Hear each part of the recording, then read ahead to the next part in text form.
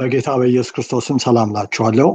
ወደ እግዚአብሔር ፍጹም ሙላት መድረስ በሚል ርዕስ እንማራለን ከእግዚአብሔር ቃል። የእግዚአብሔር ቃል በኤፌሶን ምዕራፍ 3 ቁጥር 19 ላይ እስከ እግዚአብሔርም ፍጹም ሙላት ደርሳችሁ ትሞሉ ዘንድ ይላል። ጳውሎስ ለኤፌሶን ቅዱሳን አማኞች የጸለየላቸው ጸሎት ነውና እስከ እግዚአብሔርም ፍጹም ሙላት ደርሳችሁ ትሞሉ ዘንድ። ኤፌሶን ምዕራፍ 4 ከቁጥር 11 እስከ 13 ላይ ደግሞ እንዲህ ይላል፣ እርሱም አንዳንዶች ሐዋርያት፣ ሌሎቹም ነቢያት፣ ሌሎቹም ወንጌልን ሰባኪዎች፣ ሌሎቹም እረኞችና አስተማሪዎች እንዲሆን ሰጠ። ሁላችን የእግዚአብሔር ልጅ በማመንና በማወቅ ወደሚገኝ አንድነት ሙሉ ሰውም ወደ መሆን የክርስቶስን ሙላቱ ወደሚሆን ወደ ሙላቱ ልክ እስክንደርስ ድረስ ቅዱሳን አገልግሎትን ለመስራትና ለክርስቶስ አካል ሕንጻ ፍጹማን የሆኑ ዘንድ ይላል። እግዚአብሔር ስም የተባረከ። የእግዚአብሔር ዓላማ ለእኛ ለአማኞች ምንድን ነው? ወደ እግዚአብሔር ፍጹም ሙላት እንደርስ ዘንድ ነው። እግዚአብሔር ይመስገን። እግዚአብሔር ያየልን ነገር አስገራሚ ነው። ወደ እግዚአብሔር ፍጹም ሙላት እንድንደርስ ሙሉ ሰው መሆንን፣ የክርስቶስን ሙላቱ ወደሚሆን ወደ ሙላቱ ልክ መድረስን፣ ወደ ፍጹምነት መድረስን እሱን እግዚአብሔር አይቶልናል። እርሱም አንዳንዶች ሐዋርያት፣ ሌሎቹም ነቢያት፣ ሌሎቹም ወንጌልን ሰባኪዎች፣ ሌሎቹም እረኞችና አስተማሪዎች እንዲሆኑ ሰጠ። ሁላችን የእግዚአብሔር ልጅ በማመንና በማወቅ ወደሚገኝ አንድነት ሙሉ ሰውም ወደ መሆን የክርስቶስን ሙላቱ ወደሚሆን ወደ ሙላቱ ልክ እስክንደርስ ድረስ ቅዱሳን አገልግሎትን ለመስራትና ለክርስቶስ አካል ሕንጻ ፍጹማን የሆኑ ዘንድ እግዚአብሔር ስም ይባረክ። እነዚህን ነቅሰን ስናወጣ እዚህ ክፍል ላይ የተጠቀሱትን እግዚአብሔር ያየልን ወይም የተለመልን ነገር ምንድን ነው? ወደ እግዚአብሔር ፍጹም ሙላት እንድንደርስ ሙሉ ሰው ወደ መሆን እንድንደርስ የክርስቶስን ሙላቱ ወደሚሆን ወደ ሙላቱ ልክ እንድንደርስ ፍጹማን እንድንሆን ማለት። ይህ የእግዚአብሔር ትልም ነው ለእኛ። እግዚአብሔር ስም የተባረከው። ለልጆቹ እግዚአብሔር ውድቀትን አያይላቸው፣ ጥፋትን አያይላቸው። ልማትን ነው፣ መነሳትን ነው፣ እድገትን ነው፣ መዘርጋትን ነው፣ መስፋትን ነው የሚያየው ማለት ነው። ሰይጣንስ ምንድነው የሚያየው? ሰይጣን የሚያሳየን ብዙ ጊዜ ምንድነው? ውድቀት፣ ጭንገፋ፣ ጥፋት፣ ተስፋ መቁረጥ፣ ጥርጥር፣ ጭንቀት፣ ሽንፈት፣ ፍርሃት ወደ አእምሮአችን የሚልካቸው ይሆንብሻል፣ ይሆንብሃል እያለ የሚያሳየን እነዚህን አሉታዊ ነገሮች ነው። እግዚአብሔር ያላየልንን ነገር ማለት ነው። የእግዚአብሔር ስም የተባረከ ይሁን። ስለዚህ እንደነዚህ ያሉ አሉታዊ ነገሮች ወደ አእምሮአችን ሲወረወሩ የሰይጣን ፍላጻዎች መሆናቸውን አውቀን ልንቃወመው ይገባል። እግዚአብሔር ቃል ሲናገር ዲያብሎስን ግን ተቃወሙ ከእናንተም ይሸሻል ይላል። ያዕቆብ ምዕራፍ 4 ቁጥር 7 ላይ ቻርልስ ስፐርጀን የተባለ የታወቀ እንግሊዛዊ ሰባኪ ምን አለ? ሰይጣን የማጥቂያ እንጂ የመከላከያ መሳሪያ የለውም። ስንቃወመው ከመሸሽ ውጪ አማራጭ የለውም። ያጠቃል። ቅድም የጠቀስኳቸው እነዚህ ያሉታዊ ነገሮች የሱ ፍላጻዎች ናቸው። ውድቀትን ማሳየት፣ ጭንገፋን፣ ጥፋትን ማሳየት፣ ተስፋ መቁረጥን መላክ፣ ጥርጥርን፣ ጭንቀትን፣ ሽንፈትን፣ ፍርሃትን እና እነዚህ የሚመስሉ ነገሮችን ወደ ህይወታችን የኃጢአት ሐሳቦችን መላክ፣ የሚያረክሱ ሐሳቦችን መላክ፣ በእነዚህ ፍላጻዎች ሲወረውርብን እኛ ምን ማድረግ አለብን? መቃወም አለብን። ምክንያቱም የእግዚአብሔር ቃል ዲያብሎስን ግን ተቃወሙ ከእናንተም ይሸሻል ይላል። ሰይጣን የማጥቂያ መሳሪያ ቢኖረውም መከላከያ የለውም ይላል ቻርልስ ስፐርጀን። ስለዚህ አጥብቀን ስንቃወመው መከላከያ ስለሌለው ከመሸሽ ውጪ አማራጭ የለውም። እንዴት ነው የምንቃወመው? አንዱ የምንቃወምበት መንገድ በጌታ በኢየሱስ ክርስቶስ ስምና ስልጣን ብለን መቃወም አለብን። የጌታን ስም በመጥራት ሌላው የእግዚአብሔርን ቃል በማሰላሰል መቃወም አለብን። የእግዚአብሔርን ቃል በመጥቀስ የእግዚአብሔር ቃል የመንፈስ ሰይፍ ስለሆነ የሰይጣንን ሐሳብ መቆራረጥ ይችላል፣ ማፈራረስ ይችላል። ሌላው በምስጋናና በውዳሴ በእግዚአብሔር ፊት ስንቀርብ ሰይጣን የሚጠላውን ነገር ስላደረግን እየተቃወም ነው ማለት ነው። ስለዚህ ሰይጣንን የመቃወሚያው መንገድ ምንድነው? እርሱ የሚጠላቸውን ነገር ማዘወተር፣ እርሱ የሚወዳቸውን ነገር ደግሞ መጥላት። ለምሳሌ ቂም እንድናቄም፣ ጥላቻ እንድንሞላ ይፈልጋል። እኛ ደግሞ በዛ ምትክ ይቅር ማለትና ፍቅርን መሞላት። እሱ መለያየትን ይወዳል፣ እኛ ደግሞ አንድነት ላይ መትጋት፣ የመንፈስ አንድነት እንዲኖር መትጋት። ሰይጣን የሚጠላውን ነገር ማድረግ ስናዘወትር በተግባራዊ መንገድ እየተቃወም ነው ማለት ነው።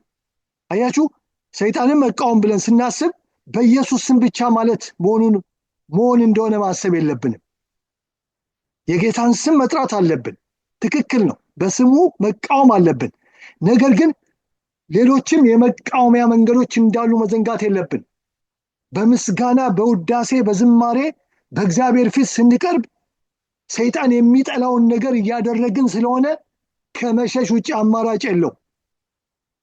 የእግዚአብሔርን ቃል ጠቅሰን ስንናገር ስናሰናስል ያኔም የመንፈስ ሰይፍ ስለሆነ የሰይጣንን ሐሳብ ይቆራርጥበታል ማለት ነው።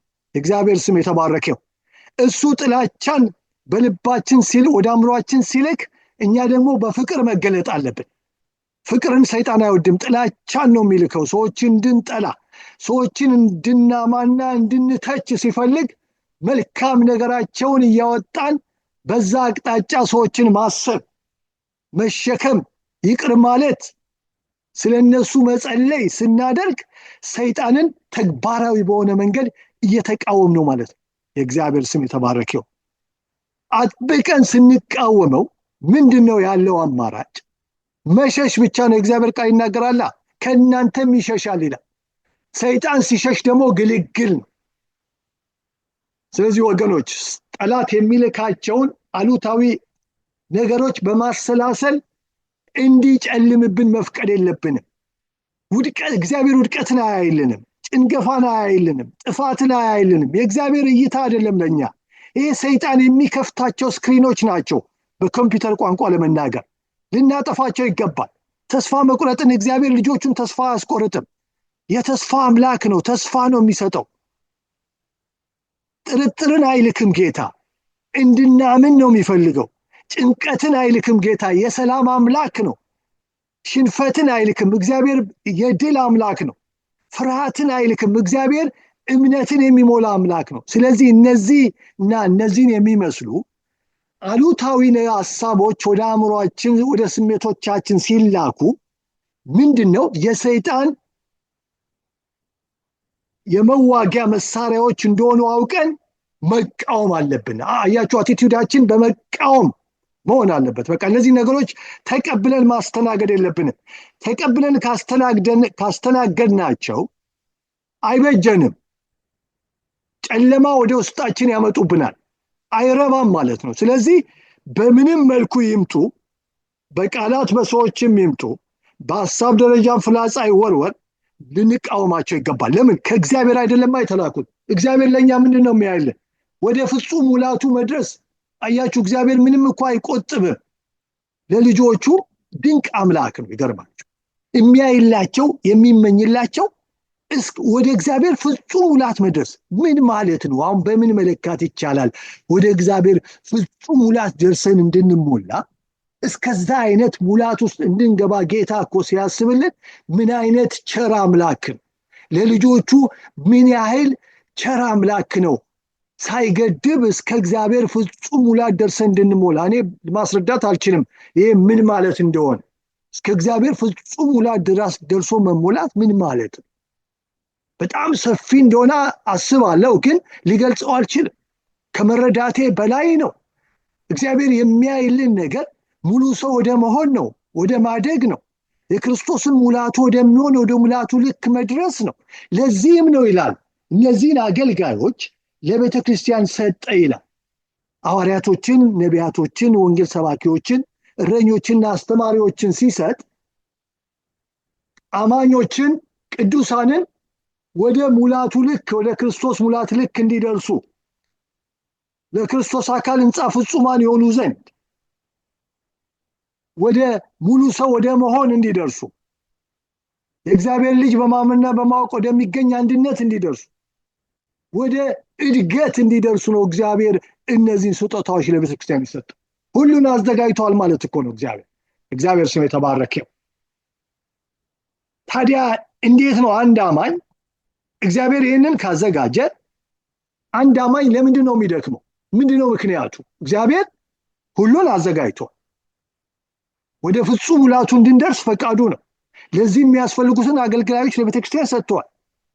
ጸጋዎችን ሰጥቷል፣ የጸጋ ስጦታዎችን፣ አገልጋዮችን። ታዲያ እንዴት ነው አንድ አማኝ የሚደክመው ስንል ሁለት ምክንያቶች አሉ። አንደኛው ብክነት ነው። አማኙ ሲባክን፣ ጉልበቱን የማይገባ ቦታ ላይ ሲያጠፋ፣ ለጥሞና ጊዜ ሲያጣ፣ ለጸሎት ጊዜ ሲያጣ፣ የእግዚአብሔርን ቃል ለመማር ጊዜ ሲያጣ፣ ያለውን ጸጋ ለሌሎች ለማካፈል ጊዜ ሲያጣ፣ ሲባክን፣ የማይረባ ቦታ ላይ ጉልበቱን ሲያባክን ለድካም ይጋለጣል። መንፈሳዊ ዝለትና ድካም ይገጥመዋል ማለት ነው። ስለዚህ ቀኖቻችንን፣ ሰዓታችንን ልንዋጃቸው ይገባል። ለሁላችንም 24 ሰዓት ነው የተሰጠን። ያንን ግን እንዴት ነው የምንጠቀመው? በእግዚአብሔር ፊት የምናጠፋው ጊዜ ምን ያህሉን ነው? እንቅልፍ ላይ ምን ያህሉን ነው የምናጠፋው? የማይረባ ነገር በመጫወትና በማየት በመመልከት ምን ያህል ሰዓት እናጠፋለን? ሶሻል ሚዲያን በመመልከት ምን ያህል ጊዜ እናጠፋለን? የምንመለከተውስ ምን ቁም ነገር አለው? በመንፈሳዊ ሕይወታችን ላይ ለአእምሯችንስ ለአጠቃላይ ሁለንተናችን የሚጠቅም ነገር ነው የምናየው? ወይስ የሚያባክን፣ ጭንቀትን የሚጨምር፣ ውጥረትን የሚጨምር፣ ፍርሃትን የሚጨምር፣ ኃጢአትን የሚጨምር በውስጣችን የሚልክ ነው? ምንድን ነው? እነዚህን ነገሮች ልንፈትሽ ይገባል። አያችሁ፣ ከባከንን ለድካም እንጋለጣለን፣ ለመንፈሳዊ ዝለትና ድካም። ምክንያቱ እግዚአብሔር አይደለም ማለት። እግዚአብሔርማ ያየልን እስከ እግዚአብሔር ፍጹም ሙላት እንድንሞላ ወደዛ ሙላት እንድንደርስ ነው። የእግዚአብሔር ስም የተባረከ። እግዚአብሔር ቸር አምላክ ነው። አያችሁ፣ ለልጆቹ የሚያስብላቸው ወደ ሙላቱ ልክ እንዲደርሱ ነው። ወደ እግዚአብሔር ፍጹም ሙላት ልክ ሙሉ ሰው ወደ መሆን። ያንን ሲያይልን ድካም ከየት መጣ ስንል አንዱ ጊዜያችንን፣ ጉልበታችንን በአግባቡ አለመጠቀም፣ መባከን፣ አላስፈላጊ ቦታ ማባከን፣ የጥሞናን ጊዜ ማጣት፣ የጥሞናን ጊዜ ማሳጠር። ስለዚህ ወገኖች ልናስተውል ይገባል። በየዕለቱ በእግዚአብሔር ፊት የምንጸልይበት ጊዜ ሊኖረን ይገባል። ቃሉን የምናነብበት የምንሰማበት ጊዜ ሊኖረን ይገባል። የምናሰላስልበት ጊዜ ሊኖረን ይገባል። ደግሞ በሳምንት ውስጥ ደግሞ ሰፋ ያለ ጊዜ ደግሞ በእግዚአብሔር ፊት በጥሞና ቢቻል በጾም ጸሎት የቻልነውን ያህል ግማሽ ቀን ይሁን ሙሉ ቀን ይሁን በእግዚአብሔር ፊት የምንፈስበት ሰፋ ያለ ጊዜ በቅዱስ ቃሉ በመንፈሱ ብርሃን የምንፈተሽበት ራሳችን የምናስፈትሽበት ጊዜ ሲኖረን ያን ጊዜ ድካም ከላያችን ላይ ይወገዳል። መድከማችን የእግዚአብሔር ፈቃድ አይደለም። የኛ ጥበብ ማጣት ነው። ራሳችንን አለመግዛት ነው። እግሮቻችንን አለመከልከል ነው። ጣቶቻችንን አለመከልከል ነው። አይኖቻችንን አለመግዛት ነው። አለመከልከል በስሜት መነዳታችን ነው ለድካም የሚያጋልጠን። ስለዚህ ወገኖች እንሰብሰብ፣ ወደ ሰገባው እንግባ፣ በፊቱ እንፍሰስ። እግዚአብሔር ኃይሉን ያስታጥቀናል፣ ጸጋውን ያስታጥቀናል፣ ቃሉን ይሞላናል። እግዚአብሔር ስም የተባረከ ነው። አንዱ ብክነት ነው ክርስቲያንን አማኝን በሕይወቱ እንዲደክም የሚያደርገው። ሁለተኛው የኃጢአት ልምምድ ነው። ኃጢአት የሚሰረስር ነው መንፈሳዊ ሕይወትን። በስውርም ይሁን በግልጽ የምንለማመደው ኃጢአት ካለ ሊቆረጥልን ይገባል። ሕይወታችንን ያላሽቃል። መንፈሳዊ ሕይወታችን በእግዚአብሔር ፊት ቀርበን ጌታ ሆይ ከዚህ ኃጢአት ገላግለኝ፣ እባክን ቁረጥልኝ ብለን መጸለይ አለብን። እግዚአብሔር ከላያችን ላይ ይቆርጥልናል። ተደብቀን የምንለማመደው ለሰው መንገር የሚከብደን ያቃተን ኃጢአት እንኳን ቢሆን ቀንበራችንን እግዚአብሔር ይሰብረዋል። በኢየሱስ ክርስቶስ ስምና ስልጣን ቀንበር ከላይ የኃጢአት ቀንበር ከላያችን ላይ ይንከባለላል። የእግዚአብሔር ስም የተባረከ ይሁን። የእግዚአብሔር ጸጋ አለ። ኃጢአተኝነትን እንድንክድ፣ ዓለማዊ ምኞትን እንድንክድ የሚያደርግ፣ ቅድስና እንድናፍቅ የሚያደርግ፣ ጽድቅን እንድንወድ የሚያደርግ የእግዚአብሔር ጸጋ አለ። ወደ ጸጋው ዙፋን በእምነት እንቅረብ ነው የሚለው የእግዚአብሔር ቃል ዕብራውያን ምዕራፍ 4 ቁጥር 16 ላይ። ወደ ጸጋው ፊት ስንቀርብ እግዚአብሔር ጸጋ ይሰጠናል። በራሳችን ኃይል ኃጢአትን ማሸነፍ አንችልም፣ ግን በመንፈስ ቅዱስ ኃይል እንችላለን። መንፈሱን ዕለት ዕለት ስንሞላ ማለት ነው። የጌታ ስም የተባረከ ነው። ስለዚህ እነዚህ ሁለት በተለይ የኃጢአት ልምምድ አደገኛ ነው።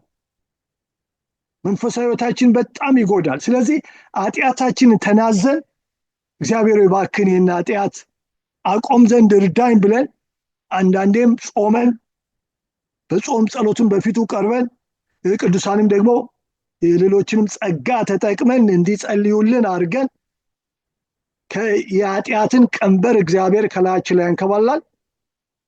ከዚያ አቅጣጫ የሚላክብን ድካም ይዘጋል ማለት ነው እና የእግዚአብሔር ኃይል አለ። ቅዱሳን አይዟችሁ፣ በርቱ፣ እግዚአብሔር ነፃ ያወጣችኋል። እኛን ሁላችንን ጌታ ከብዙ የኃጢአት እስራት ፈቶናል፣ ቀንበራችንን ሰብረዋል። ስለዚህ የእግዚአብሔር ጸጋ ይሰራል፣ የትንሣኤው ጉልበት ይሰራል፣ የኢየሱስ ክርስቶስ ስም ይሰራል። ሃሌሉያ! እግዚአብሔር ስም የተባረከ። አንዳንድ ቀንበር የኃጢአት ቀንበር በጣም ሲከብድባችሁ ተከታታይ ጾም ጸሎት ያዙ። በእግዚአብሔር ፊት ውደቁ። እግዚአብሔር ኃይል ይሰጣችኋል። ከላያችሁ ላይ ይቆረጣል፣ ይገርባችኋል። እግዚአብሔር ይሰብረዋል። እንደ ብረት በትር ብረት እንደ ብረት ቀንበር የከበደ ቢሆን የእግዚአብሔር ኃይል ያቀልጠዋል፣ ከላያችሁ ላይ ይሰበራል። እናንተም ተቀድሳችሁ ሌሎቹን ነፃ ውጡ የምትሉ ትሆናላችሁ። የእግዚአብሔር ጸጋ ያደርጋል። ከምን ለምነው በላይ ማድረግ የሚችል ነው ጌታ። ከምን ጠይቀው በላይ እጅግ ይልቅ ማድረግ የሚችል ኃይል አለው። የእግዚአብሔር ስም የተባረከ። ስለዚህ የምስራች እላችኋለሁ፣ ኃጢአት የምትፈተኑ ደጋግማችሁ በኃጢአት የምትወድቁ፣ ከዚህም የተነሳ ተስፋ መቁረጥ የያዛችሁ፣ ድካም የያዛችሁ እንዳትመለሱ ወደኋላ። የእግዚአብሔር ጸጋ አለ። በፊቱ ውደቁ። እግዚአብሔር እስራታችሁን ይበጣጥሳል፣ ቀንበራችሁን ይሰብራል። በመንፈሱ ይሞላችኋል፣ በቃሉ ይሞላችኋል፣ በጸጋው ይሞላችኋል፣ በኃይሉ ያስታጥቃችኋል። የእግዚአብሔር ስም የተባረከ ይሁን። የተሸነፋችሁለት ኃጢአት ከላያችሁ ላይ ይራገፋል ማለት ነው። የትንሣኤው ጌታ ይህንን ያደርጋልና እግዚአብሔር ስም የተባረከ ይሁን። የአማኝን ሕይወት የሚያደክሙ ነገሮች እነዚህ ሁለት ናቸው። ስለዚህ የምንባክን ወገኖች እንሰብሰብ፣ በእግዚአብሔር ፊት ጊዜ ይኑረን። የማይጠቅሙ ነገሮች፣ የማይረቡ ነገሮች ለብዙ ሰዓታት የምናደርግ እንሰብሰብ፣ ራሳችን ንግዛ፣ በፊቱ እንውደቅ። ደስታ የሚገኘው እኮ በጸሎት ቦታ ነው። በጸሎት ቤት ደስ አሰኛቸዋለሁ ይላል። ደስታ የሚገኘው እውነተኛ ደስታ ጆ የሚባለው በእግዚአብሔር ፊት ነው። በእግዚአብሔር ቀኝ ብዙ ፍስሐ አለ፣ ብዙ ደስታ አለ። እውነተኛ ደስታ፣ ሰማያዊ ደስታ፣ ከመንፈስ ቅዱስ የሆነው ደስታ የሚገኘው በጸሎት ስፍራ ነው። ወንድሜ እህቴ፣ ወደዚያ እንምጣ። ብክነትና የተለያየ ነገር አእምሯችን የማይረቡ ነገሮች መጠቅጠቅ ሰላምና ደስታ አይሰጠንም። እንደውም ውከት ነው፣ ጭንቀት ነው የሚያመጣው። ኳሊቲ የሆነ ታይም በእግዚአብሔር ፊት ማሳለፍ አለብን። በየዕለቱ ደግሞ በሳምንት ውስጥ የተወሰነ ሰዓት ረዘም ያለ ጊዜ በእግዚአብሔር ፊት መፍሰስ፣ መውደቅ፣ መፈተሽ፣ የፊቱ ብርሃን ላያችን ላይ እንዲያበራ መፍቀድ። ሃሌሉያ! እግዚአብሔር ኃይላችንን አድሶ በኃይሉ ሞልቶን ሸክማችን ከላያችን ላይ አራግፎ ድካማችንን አቅልጦ እንደገና አድሶ ያስነሳል። እግዚአብሔር ስም የተባረከ ይሁን። ከዛ ወዲያ ደግሞ በመባከል አናዘርፍ። ያገኘነውን መንፈሳዊ ጉልበት እንዲዘረፍ አናድርግ ወገኖች።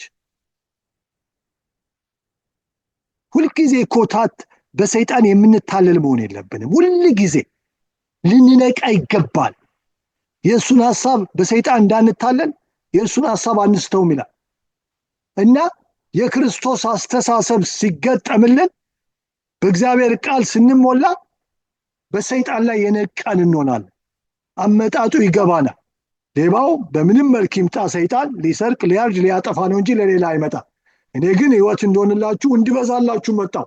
በእንግሊዝኛ ኦቨርፍሎ እንዳደረግ ነው የሚለው። በቃ እንዲትረፈረፍ። አያችሁ፣ ሁልጊዜ ጌታ ወደ ፍጹም ሙላቱ ማድረስ ማትረፍረፍ ነው የሚፈልገው።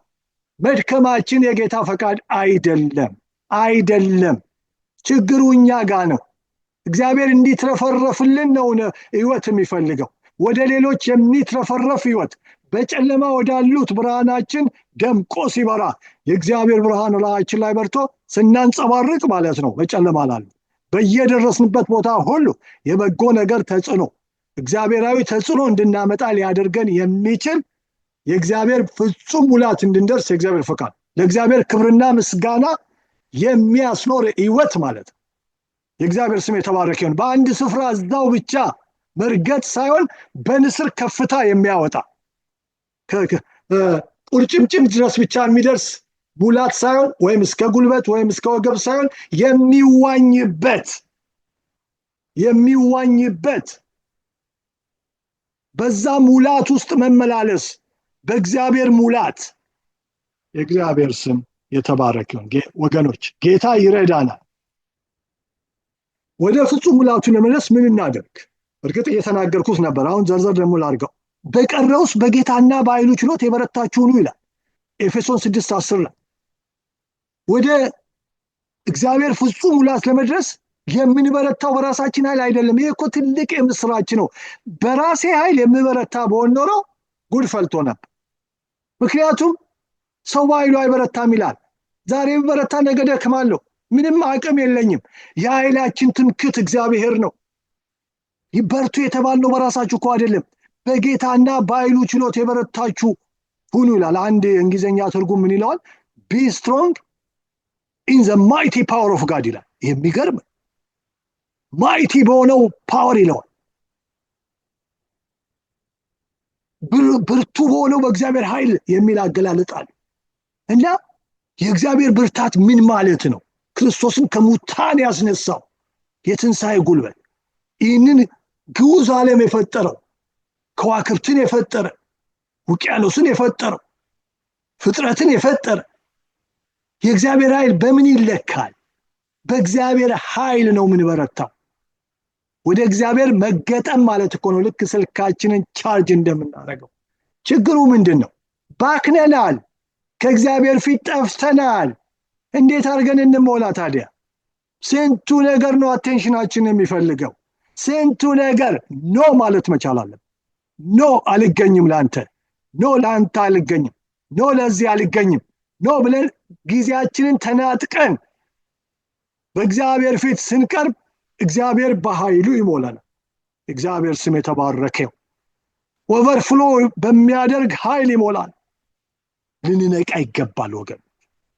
ብዙ ዘመን ተዘርፎብናል። እንንቃ፣ እንመለስ። ደስታ አይገኝም በየቦታው ነው፣ ውሸት ነው። እውነተኛ ደስታ በጸሎት ስፍራ ነው። በጸሎት ቤት ደስ አሰኛቸዋለሁ።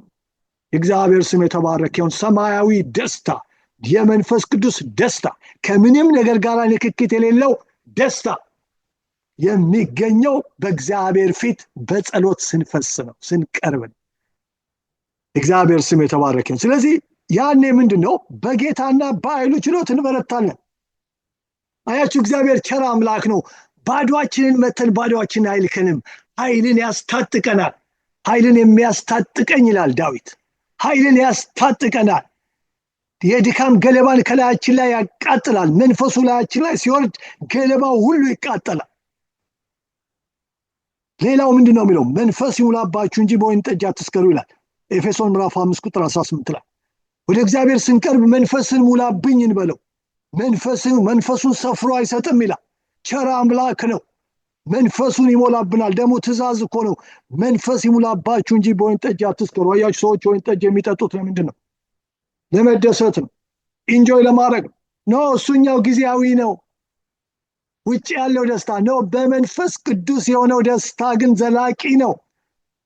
ዘላቂ ነው። ያኮ በወይን ጠጅ ከተደሰቱ በኋላ በነጋታው ሃንጎቨር ያስቸግራቸው ይሰቃያሉ። ጊዜያዊ ነው ፌሽታው። የመንፈስ ቅዱስ ደስታ ግን የማያቋርጥ ወንዝ ነው። በመንፈስ ቅዱስ ሙላት ሁለት ዕለት ልንሞላ ይገባል። እግዚአብሔር አምላክ ሆይ በመንፈስ ሙላት፣ መንፈስን ሙላብኝ እንበለው፣ ሰፍሮ አይሰጥም። እግዚአብሔር ስም የተባረከው። ሌላው የእግዚአብሔር ቃል በሙላት ይኖርባችሁ ይላል ቆላስይስ 3:16 ላይ። ቃሉን መሞላት ያስፈልጋል።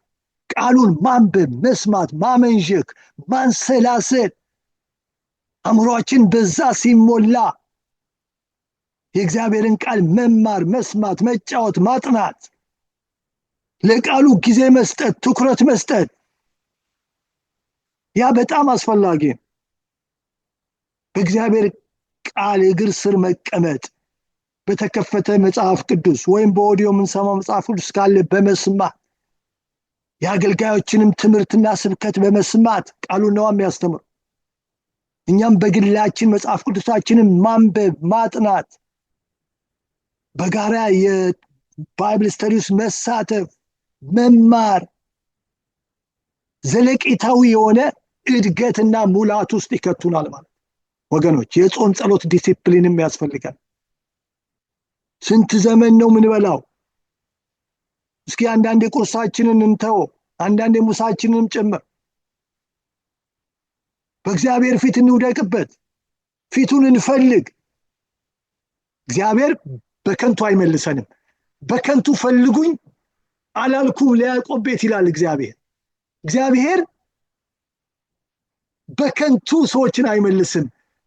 የጎደላቸውን ነገር ይሞላባቸዋል፣ ያስታጥቃቸዋል። እግዚአብሔር ስም የተባረከው። ወገኖች እግዚአብሔር አምላክ ለኛ ያለው ዓላማ በጣም አስደናቂ ነው። ቃሉ እንደሚናገረው ወደ እግዚአብሔር ፍጹም ሙላት መድረሳችን የእግዚአብሔር ፈቃድ። ስለዚህ መፍገምገምና መድከም ለኛ እኮ የታየልና የተጻፈልን ነገር አይደለም። ለምን እዛ ሰፈር እንገኛለን? እግዚአብሔር ያየልን ሰፈር እንገኝ እንጂ ወደ እግዚአብሔር ፍጹም ሙላት መድረስ። ዛሬ ጠላት እየተዋጋችሁ ወደኋላ የምትፍገመገሙ ሰዎች የሰይጣን ውሸትን ቅድም የጠቀስኳቸው ነገሮች ናቸው። ውድቀትን፣ ጭንገፋን፣ ጥፋትን፣ ተስፋ መቁረጥን፣ ጥርጥር፣ ጭንቀት፣ ሽንፈት፣ ፍርሃት፣ ጨለማን የሚያሳያችሁ ሰይጣን፣ እግዚአብሔር አይደለም። በፍጹም አትስሙት። ውሸት ነው። ሐሰተኛ፣ የሐሰት አባት፣ ሸንጋይ፣ የተገለጠበት ቃላቶች የሚገርሙ እኮ ናቸው። የሚያታልል፣ የሚያስመስል ነው። ራሱ እንደ ብርሃን መልአክ የሚለውጥ ነው። ውሸታም ነው። እግዚአብሔር ያየላችሁ ነገር ወደ ፍጹም ሙላቱ መድረሳችሁ ነው። ቃሉ እኮ ነው የሚናገረው። ቃሉን እንመን፣ አምነን እንናገረው፣ እንተግብረው። ሰይጣንን ውሸታም እንደሆነ እንንገረው፣ እንቃወመው። ቃሉን በመጥቀስ እንቃወመው። የኢየሱስ ክርስቶስን ስም በመጥቀስ እንቃወመው።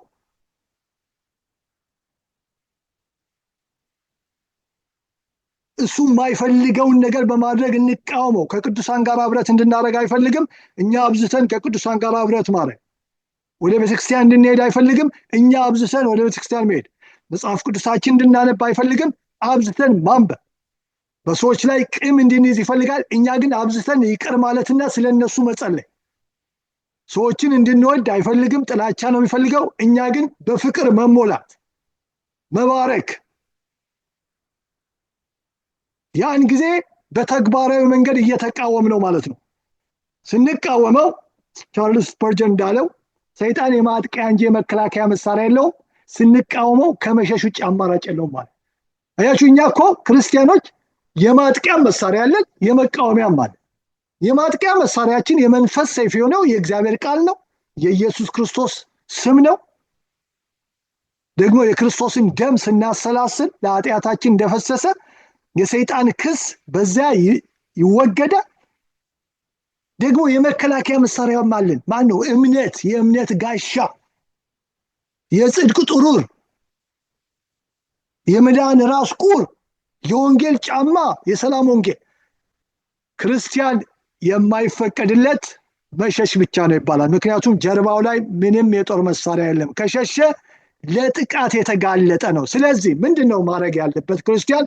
ጸንቶ መቆምና ጠላትን ማሳደድ ነው። ሁለት ፖዚሽን ብቻ። አንዱ መቃወም፣ ማሳደድ ጠላትን። ሁለተኛው ግራውንዳችን ይዘን መቆም ነው። በክፉ ቀን መቆም፣ ሁሉን ፈጽመን ፖዚሽናችን ይዘን ከፋ ውጊያ ሲመጣ ቸክለ ቁም። እዛ ጾም ጸሎቱን ጨምረው በርታ።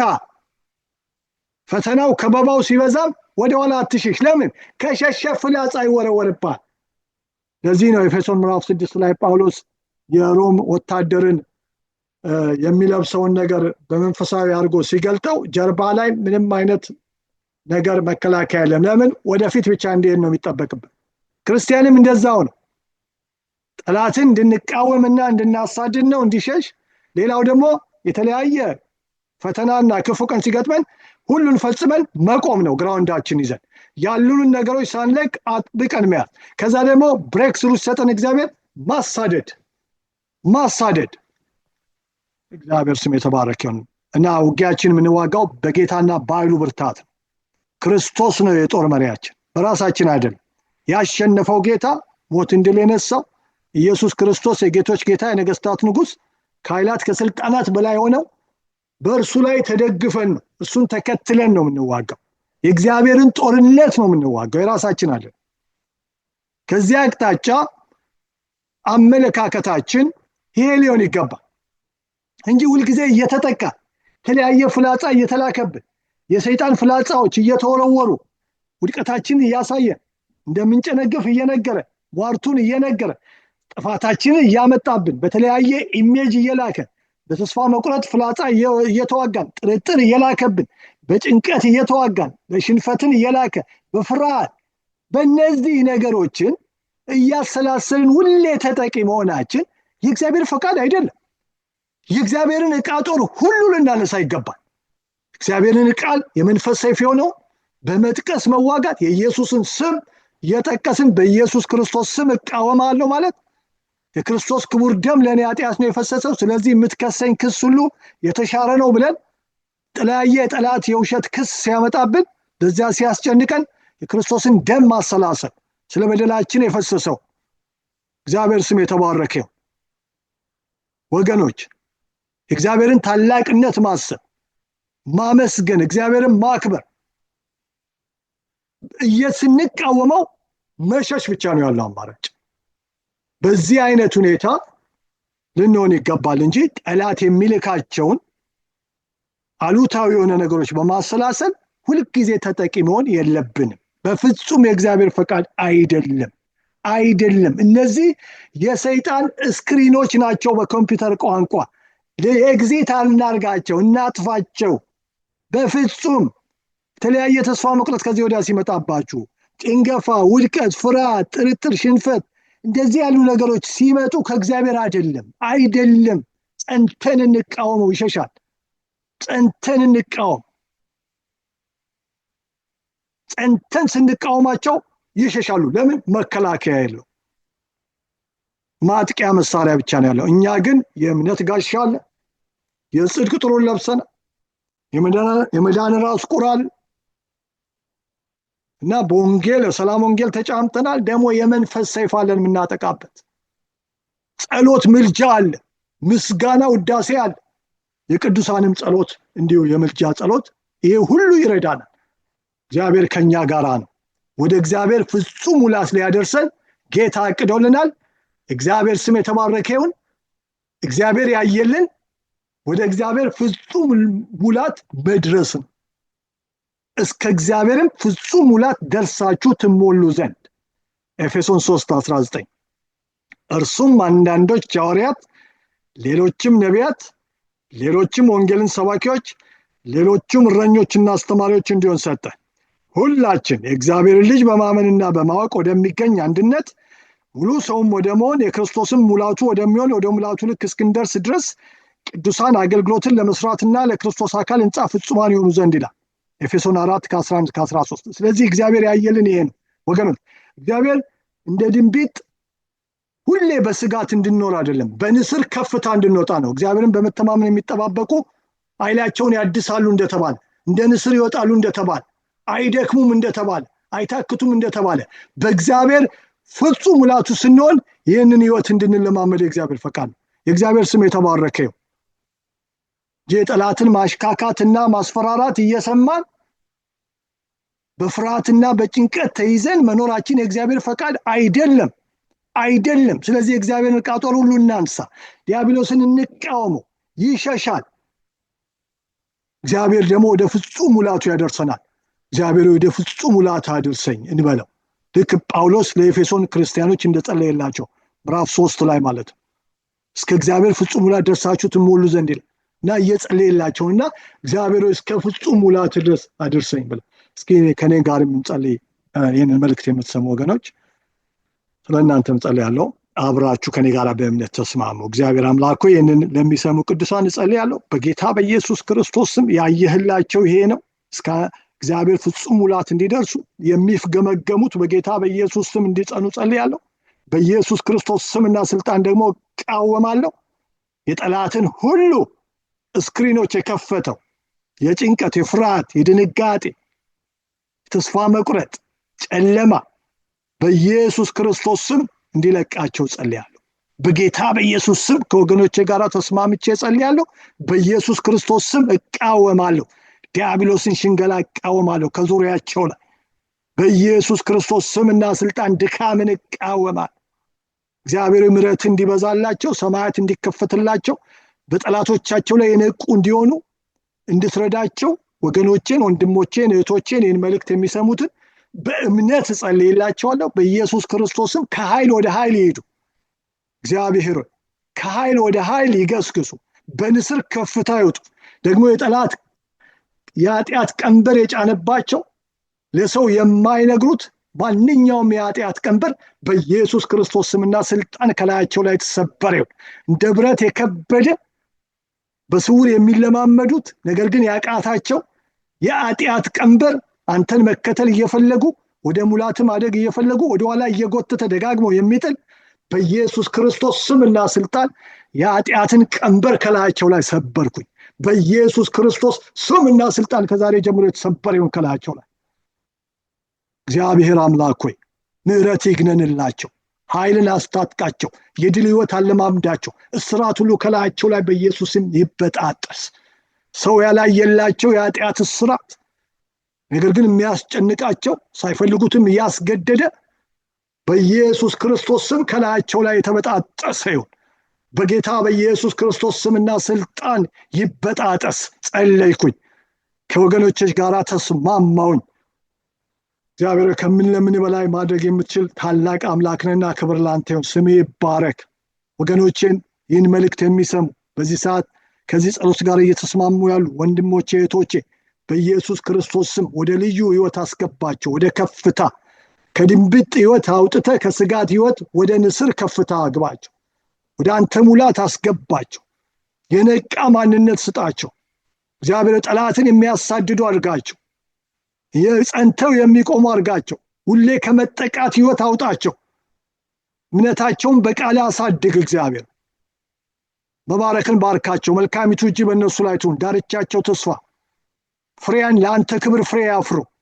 ለክብር ምስጋና ግለጣቸው። በኢየሱስ ስም ይባረኩ። ጠላቶቻቸው በጌታ በኢየሱስ ስም ይመቱ። አሳዳጆቻቸው በክርስቶስ ስም የተወጉ ይሁኑ። እግዚአብሔር ክብር ለአንተ ይሁን። አመሰግናለሁ። ወገኖቼንም እኔንም ለአንተ አሳልፌ እሰጣለሁ። መባረክን ባርከን እስከ አንተ ፍጹም ሙላት ድረስ እግዚአብሔር አድርሰን። ተመስገን ልታደርሰን ስላየህልን፣ ስለተለምክልን ሙሉ ሰው ወደ መሆን ልታደርሰን የክርስቶስን ሙላቱ ወደሚሆን ወደ ሙላቱ ልክ እስክንደርስ ድረስ አስፈላጊ የሆኑትን አገልጋዮች ስላዘጋጀህልን፣ ለቤተ ክርስቲያን ስለሰጠ፣ ጸጋን ስለሰጠ፣ መንፈስ ቅዱስን ስለሰጠ ተመስገን። ደግሞ በመንፈስ ሙላን፣ ዕለት ዕለት ሙላን። የጸሎት ኃይል ሙላቸው። ለወገኖች በፊት የሚንበረከኩበት ኃይል ወደ እነሱ ይምጣ። እግዚአብሔር ከብክነት አውጣቸው፣ ከብክነት አውጣን። ክብር ላንተ ይሁን። ስምህ ይባረክ። በጌታ በኢየሱስ ስም አሜን።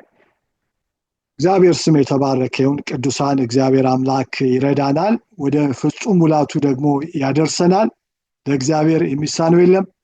እግዚአብሔር አብዝቶ ይባርካችሁ። ተባረኩ።